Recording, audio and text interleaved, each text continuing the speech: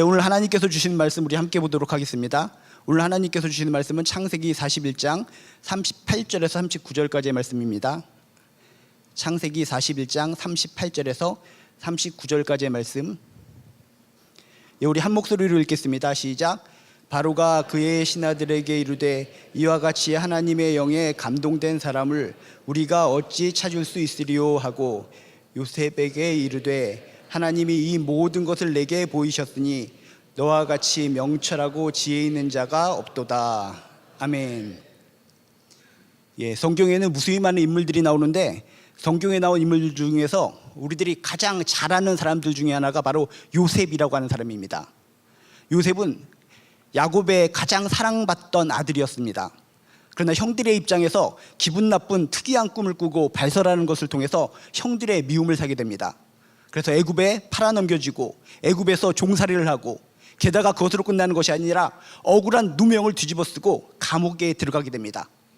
또 감옥에서 힘들게 살다가 그곳에서 꿈을 해석하는 것을 잘해서 애굽 왕이 기이한 꿈을 꿨을 때 그 꿈을 해석하는 그 자리에 올라가게 됩니다.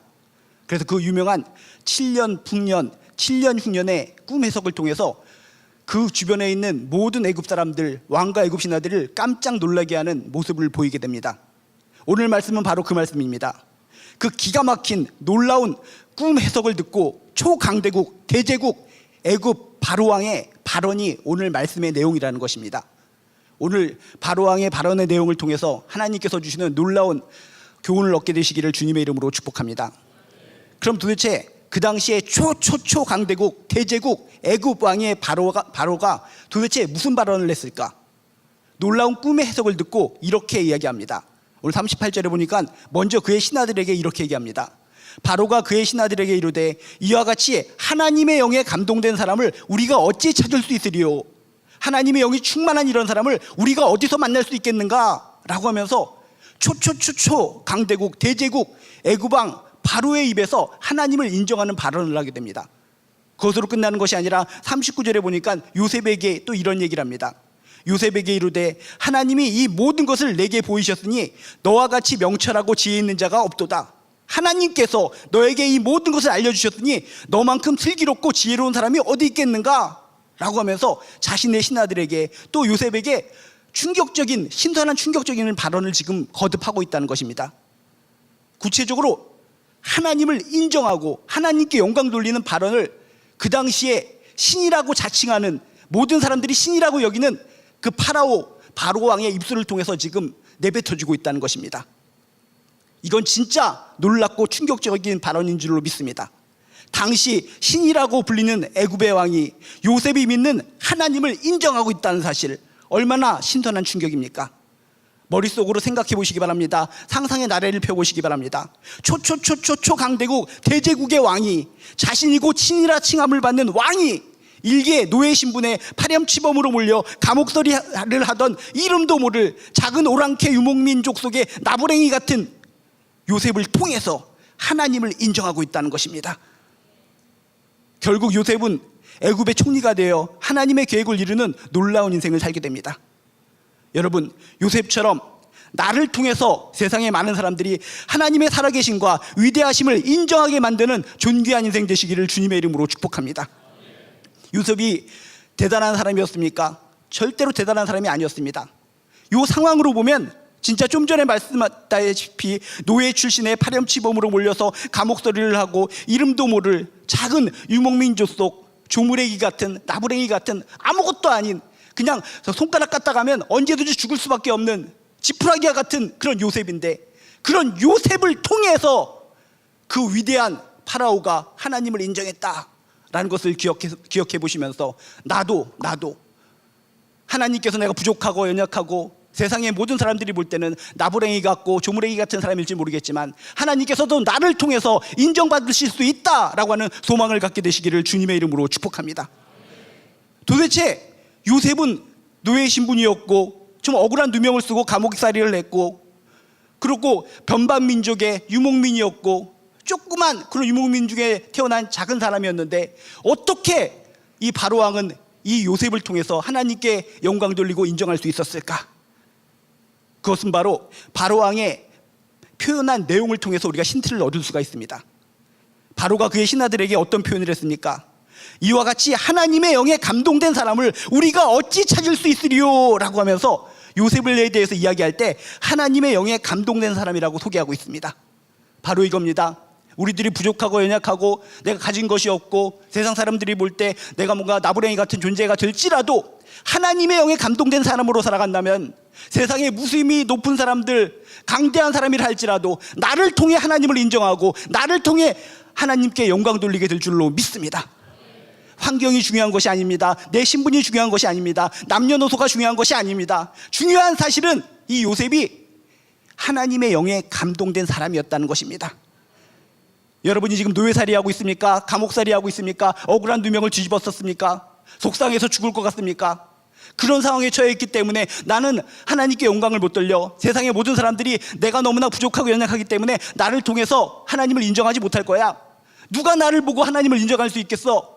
그렇게 고개를 갖다 갸웃갸웃거리고 가슴을 치면서 슬프게 살아가신 분이 있다면 오늘 요셉의 이야기를 통해서 저렇게 하찮은 요셉을 통해서도 요셉이 하나님의 영에 감동했기 때문에 그 초강대국의 파라오 왕이 하나님을 인정했다, 요셉을 통해서 하나님을 바라왔다 라는 것을 기억하시면서 나에게도 소망이 있다는 것을 꼭 마음에 간직하시고 나를 저버리고 나를 무시하고 나를 깡그리 짓밟고 살아가는 부정적인 인생이 아니라 어떤 상황과 여건 속에서도 소망을 가지고 나도 나를 통해 하나님께서 나를 통해서 정말 모든 사람들에게 영광을 드러내실 수 있는 축복의 통로로 삼아주실 것이다 라고 하는 확실한 소망이 있으시길 주님의 이름으로 축복합니다. 그러면 하나님의 영에 감동된 사람으로 살아가면 세상에 무수히 많은 사람들, 큰 사람이라고 할지라도 나를 통해 하나님을 발견할 수 있는데 하나님의 영에 감동된 사람들의 특징이 무엇인가? 그것을 알아야 되지 않겠습니까? 그래, 하나님의 영에 감동된 사람으로 살아가면 정말 놀랍고 나도 행복하고 나를 통해서 하나님이 영광 받으시니까 정말 존귀한 것 같아. 고개를 끄덕거리겠는데 도대체 하나님의 영에 감동된 사람들은 어떤 특징을 가지고 있는가? 그걸 알아야지 내 삶 속에 그런 특징을 보이면서 하나님의 감동된 사람이 되어 우리가 승리자가 되지 않겠습니까? 오늘 요셉의 모습을 통해서 요셉은 어떤 인생을 살았길래 어떤 모습을 지녔기에 하나님의 영에 감동된 사람이라고 불림을 받았는지 여러분 힌트를 얻게 되시기를 주님의 이름으로 축복합니다.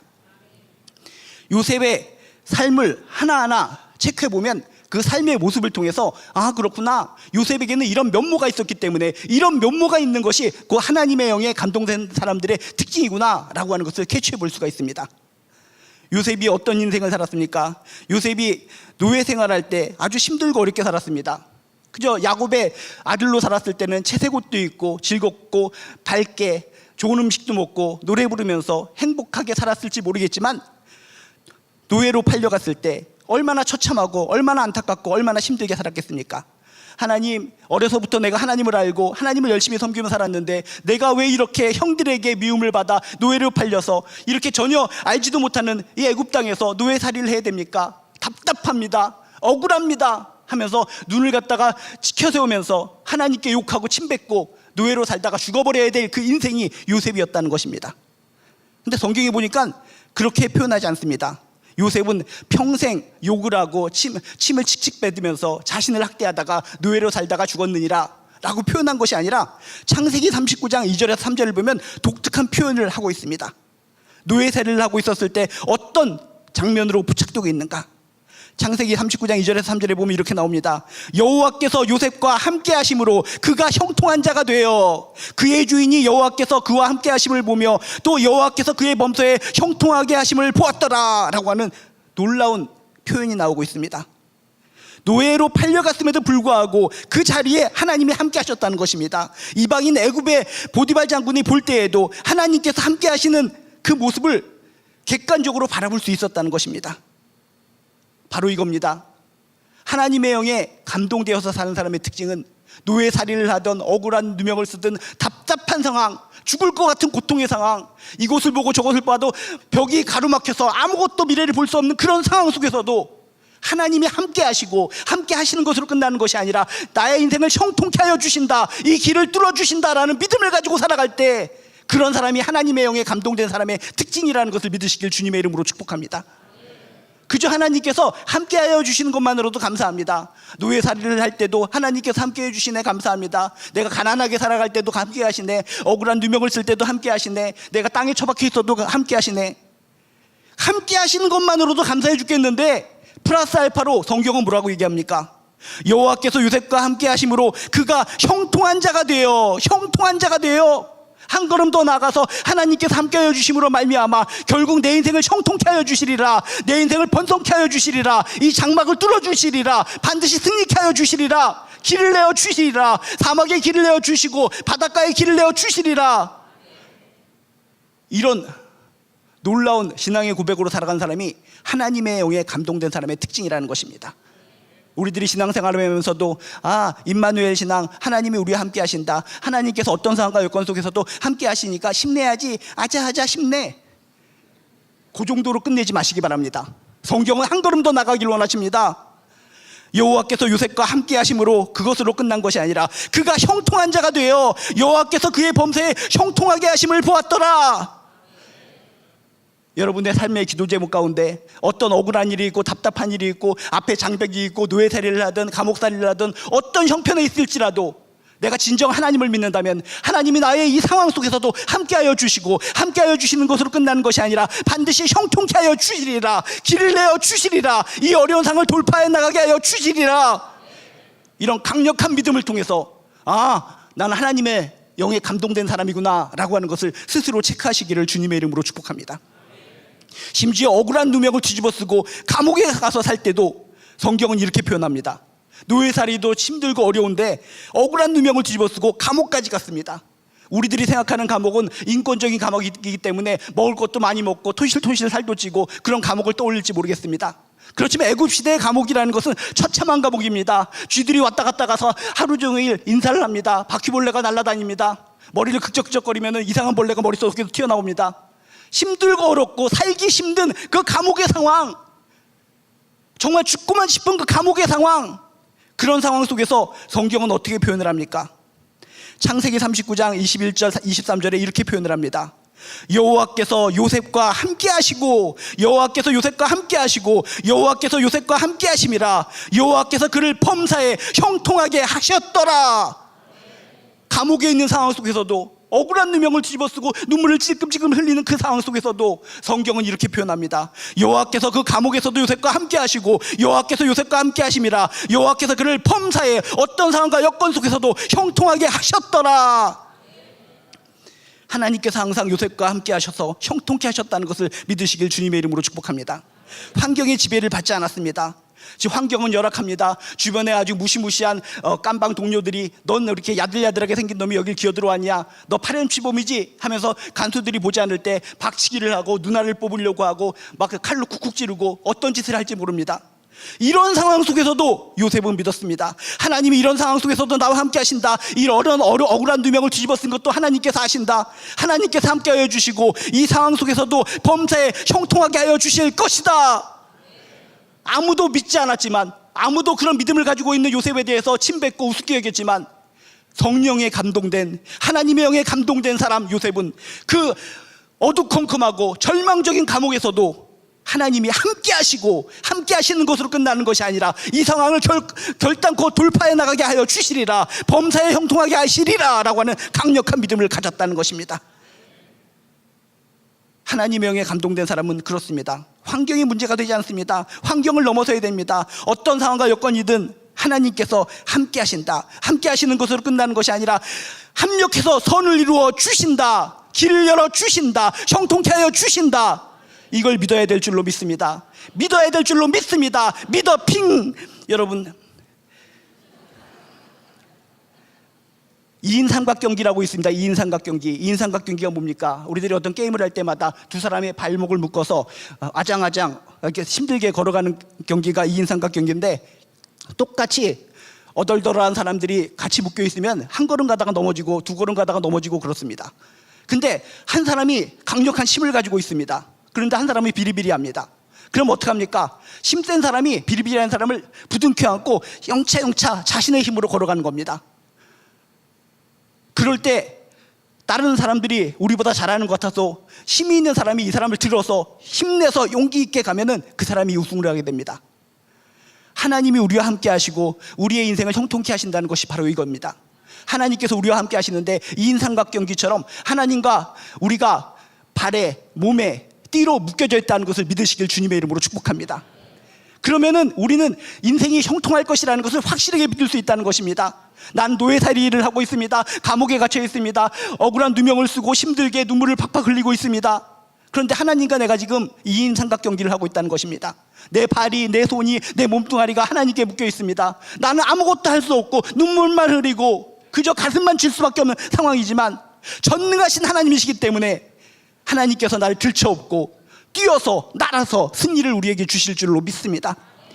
그저 육신의 2인 삼각경기를 할 때도 힘이 센 사람이 나를 들어서 뚱뚱 뛰면은 저 사람들을 이길 수 있는데 전능하신 하나님, 천지를 지으신 하나님, 생사복을 주관하신 하나님, 심판주가 되신 하나님, 치유의 하나님, 모든 것을 아신 하나님, 세월의 주인이신 하나님, 그 심판주가 되신 하나님, 그 하나님이 나하고 묶인 상태에서 나를 벌쩍 들어서 앞으로 성큼성큼 뛰어나가신다면, 앞을 향해서 전진하신다면 우리는 반드시 형통케 될 줄로 믿습니다.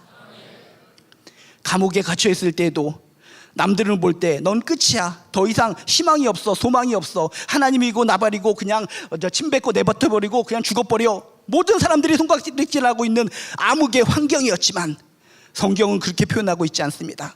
여호와께서 요셉과 함께 하시고 여호와께서 요셉과 함께 하심이라, 여호와께서 그를 범사에 형통하게 하셨더라. 여러분, 이 믿음을 가지고 나도 하나님의 영에 감동된 사람이 되어 주변의 모든 사람, 나보다 크고 강대한 사람일지라도 성령에 감동된 나의 모습을 통해 하나님을 인정하는 놀라운 기적이 일어나게 되시기를 주님의 이름으로 축복합니다.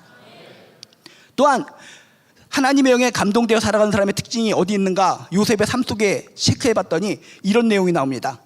요셉이 보디발 장군의 노예로 있을 때 그 집 안주인 보디발 장군의 아내가 보디발 장군이 없을 때 끊임없이 야들야들하게 생긴 요셉을 유혹합니다. 이리 와, 어서 와, 빨리 와, 나하고 놀자 하면서 야들야들한 요셉을 향해서 야들야들한 손짓으로 할 때 얼마나 그 유혹이 정말 기회가 될 것이라, 이 기회를 잡으면은 보디발 장군은 집에 들어오지도 않고 내가 잘 먹고 잘 살 수 있는 것이 아닌가. 인간의 육신의 눈으로 보면은 그 여인의 손을 붙잡는 것이 지극히 정상적인 노예의 모습이었을지도 모릅니다. 끊임없이 안주인이 집요하게 유혹을 하고 또 유혹을 했을 때 성경은 이렇게 표현을 합니다. 적당히 타협을 하고 그럭저럭 살았더라 라고 표현한 것이 아니라 창세기 39장 9절에 보면 이렇게 표현합니다. 내가 어찌 이 큰 악을 행하여 하나님께 죄를 지으리까? 하나님께서 지금 보고 계시는데 내가 어떻게 하나님 앞에서 이 악을 행하여 하나님께 득죄하리까? 라고 성경에 표현하고 있습니다. 바로 이겁니다. 지금 일시적인 안목으로 육체적인 쾌락이 있고 즐거움이 있고 행복이 있다면 그것을 덥적 붙잡는 인생, 그런 인생은 하나님의 영에 감동된 사람의 인생이 아닙니다. 비록 내가 노예의 신세지만, 모든 사람들이 손가락질하는 노예의 신세지만 하나님이 나를 지켜보고 계시다, 항상 하나님 앞에서 하나님을 염두에 두고 살아가는 사람이 하나님의 영에 감동된 사람의 특징인 줄로 믿습니다. 어떤 억울한 상황, 어떤 누명을 뒤집어쓰고 속상하고 힘들고 눈물이 콸콸 흐르는 상황 속에서라도 여러분, 하나님께서 이 모든 상황을 지켜보고 계시다는 것을 믿으시길 주님의 이름으로 축복합니다. 많은 사람들은 때로는 이 세상 속에 살면서 억울함을 당하고 이 요셉처럼 누명을 뒤집었을 때가 많이 있습니다. 한이 서릴 때가 많이 있습니다. 하나님, 내가 진실로 하나님을 열심히 섬기고 성실하게 섬겼는데 나에게 돌아오는 것은 이 억울함입니까? 하나님은 정의의 하나님이시지 않습니까? 나에게 이런 억울함을 주시고 이렇게 답답함을 주십니까? 눈물만 흐릅니다. 가슴이 찢어집니다. 하나님, 내 인생 어떻게 하라고요? 그런 마음이 들 때가 저나 여러분이나 많이 있을 것 같습니다. 그럴 때마다 하나님의 영에 감동된 사람의 특징을 기억하시기 바랍니다. 지금의 이런 억울한 상황을 바라보면서 주저앉고 무너지고 쓰러지는 것이 아니라 하나님이 보고 계신다, 하나님 앞에서 하나님을 염두에 두고 하나님이 보시고 있는 이상 결국 이대로 난 무너지지 않는다. 하나님을 붙잡고 하나님 안에서 성실하게 살아간 나의 인생, 하나님 앞에서 올바로 땀을 흘리며 살아간 나의 인생 바로 세워주시리라. 반드시 형통케 하여 주시리라. 이 상황을 뒤집어 엎어서 하나님께서 원하시는 곳으로 이끌어 주시리라. 현상만 바라보고 육신의 안목으로 바라보고 지금 안 되고 억울하게 살아가는 것을 답답하고 한숨 쉬며 고개를 숙이고 살아가는 것이 아니라 눈을 들어 나를 지켜보고 계시는 하나님을 바라보시기를 주님의 이름으로 축복합니다. 시편 33편 13절에서 14절에 이런 표현이 있습니다. 여호와께서 하늘에서 굽어보사 모든 인생을 살피시며 세상의 모든 거민을 굽어 살피시는도다. 전능하신 하나님께서 그저 멀찌감치 그냥 한쪽 눈 감고도 보시면 모든 인생인들의 행사를 다 알 수가 있습니다. 근데 성경은 이렇게 표현합니다. 굽어 살피신다, 굽어 살피신다. 한 사람 한 사람 인생을 돋보기를 보듯이, 현미경으로 보듯이 굽어서 살펴주신다 라고 명확하게 이야기하고 있습니다. 이런 하나님을 믿으시길 주님의 이름으로 축복합니다. 나를 항상 굽어 살펴주신 하나님은 정의의 하나님이신 줄로 믿습니다. 의로우신 하나님이신 줄로 믿습니다. 이 하나님께서 지켜보실 때 지금 현재적으로 악과 타협하면 승리할 것 같지만 하나님 보시기에 아니라고 생각하면 요셉처럼 과감하게 거절하시기 바랍니다. 과감하게 거절하다가 억울한 누명을 쓰고 감옥에 갈 수도 있습니다. 그렇지만 끝까지 하나님을 믿을진데, 끝까지 하나님 앞에서 하나님의 일을 염두에 두고 살진데, 그런 억울함이라도 달게 받으시고 결국 이 억울함이 풀어질 것이고 반드시 날 승리케 하여 주실 것이고 결국 공의가 강수처럼 흐르게 만들어 주실 것이다. 결국 그렇게 만들어 주실 줄로 믿습니다. 하나님의 영에 감동된 사람의 특징이 뭐라고요? 어떤 상황과 여건 속에서도 요셉처럼 하나님께서 함께 하시고 함께 하여 주시는 것으로 끝나는 것이 아니라 형통케 하여 주신다, 길을 내어 주신다. 바다를 갈라서 걷게 하여 주시던지 바닷물이 갈라지지 않으면 바다 위로도 걷게 하여 주시는 분이 우리가 믿는 하나님이신 것을 믿어야 될 줄로 믿습니다. 그리고 어떤 상황과 여건 속에서도 하나님 앞에서, 코람데오, 라틴어로 코람데오가 하나님 앞에서라는 뜻을 가지고 있죠. 하나님 앞에서 하나님께서 나를 눈동자같이 지켜보시고 굽어 살펴주신다, 정의로우신 하나님이 나를 지켜보고 계시다라는 믿음을 가지고 살아가시기를 주님의 이름으로 축복합니다. 아쿠아리움이 있죠. 아쿠아리움에 보면은 거기에 보면 잡다한 바닷속 생물들이 막 돌아다닙니다. 거기 보면 상어도 있고 여러 가지 쭈꾸미도 있고 여러 가지 쏘가리, 노가리, 아가리는 모르겠고 어쨌든 여러 가지 것들이 많이 있는데 그 아쿠아리움 속에 있는 모든 바닷속 생물들이 거기서 모든 행동을 하는데 인간들이 지켜보고 있다는 것을 알까요? 인간들이 지켜보고 있다는 것을 알면은 그들은 한쪽에 구석에서 숨어서 저 사람이 날 지켜보네, 꼬마가 나를 지켜보네 의식할지도 모릅니다. 근데 거기에 있는 모든 생물들은 인간이 지켜보는 것을 거의 느끼지 못하고 지 맘대로 생활하고 있다는 것입니다. 인간이 분명히 지켜보는데 이 땅에 무수히 많은 인생들도 그렇습니다. 하나님께서 눈을 뜨고 아쿠아리움에 있는 바닷생물을 지켜보는 사람들이 다 면밀히 지켜보듯이 하나님께서 모든 인생들을 지켜보고 있음에도 불구하고 하나님을 업신여기고 하나님이 없는 것처럼 막 살아가는 사람들이 많이 있습니다. 그런 사람들은 하나님의 영에 감동된 사람이 아닙니다. 하나님의 영에 감동된 사람으로 살길 원하십니까? 다시 한번 나의 믿음을 확실하게 하시기 바랍니다.